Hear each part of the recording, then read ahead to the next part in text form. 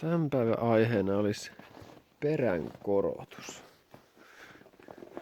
Mä nyppäsin kaikki sieltä jo irti, niin tai no toisen puolen mä sain tehtyäkin jo korotettuna. Eli täällähän on nämä dieselipuntovanin kuormajouset. Onko ne nyt milliä vai kahta paksummat kuin ne alkuperäiset?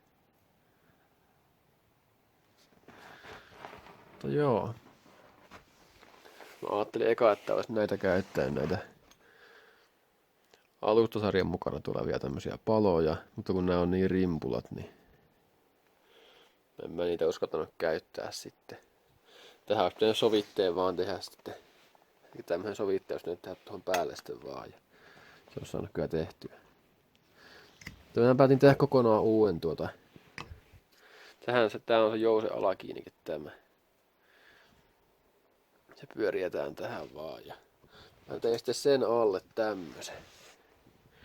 Tai no ei, tai teetätin. Kiitoksia vaan tuolle Janiku99 tämän tekemisestä. Niin mulla ei olisi itellä ollut mitään koneistusvälineitä, niin en olisi saanut tämmösiä tehtyä.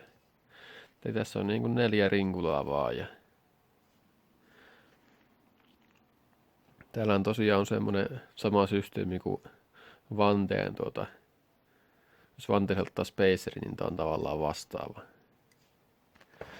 Näkyyköhän sitä yhtään, jos kattois, niin siellä on kumminkin semmonen niinku uloke tuolla. Kyllähän tästä nyt vähän näkyykin, niin tämä tulee sitten siihen. Se keskittyy sinne niin. Noin. Ja se ei liiku siellä mihinkään. Ja tuo tulee sitten läpipuutille vielä tosta kiinni tosta keskeltä, että se varmasti pysyy siellä. Tässä on typerä semmonen klipsi. Semmonen semmonen niinku painokiintys vaan, että se on semmonen aivan onneton. Että ne hajoaa näistä aina jossain vaiheessa. No tosiaan, tämmönen näin.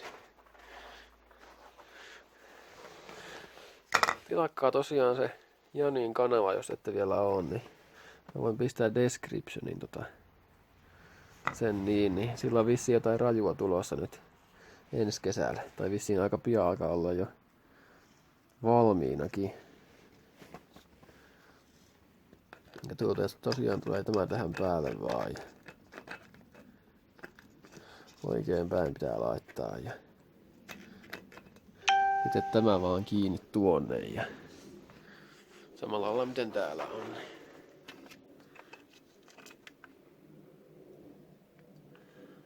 Noin.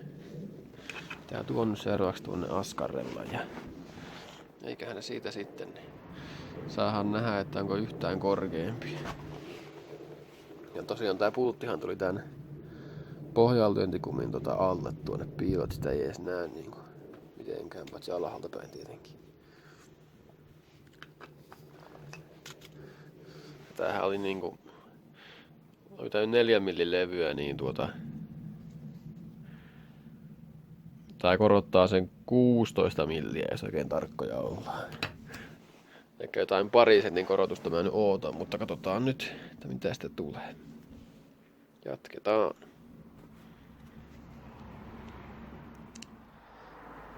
No niin, nyt se olisi valmis. Huomattavasti suuremmassa auto nyt kuin mitä oli ennen. Se oli peräalhaalla. Toki se tästä varmaan vielä vähän madaltuu.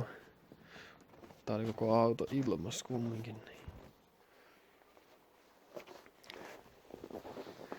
Ihan niinku ihan hyvällä korkuudella nyt.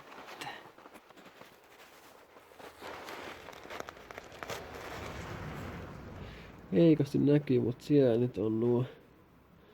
Mä nyt maalasinkin nuo samalla kertaa tuolta noin. Ei on niin törkeän näköinen. Joo.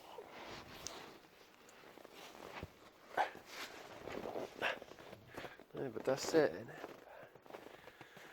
Jos nyt olisi vähän paremmalla korkeudella perää sitten kesällä.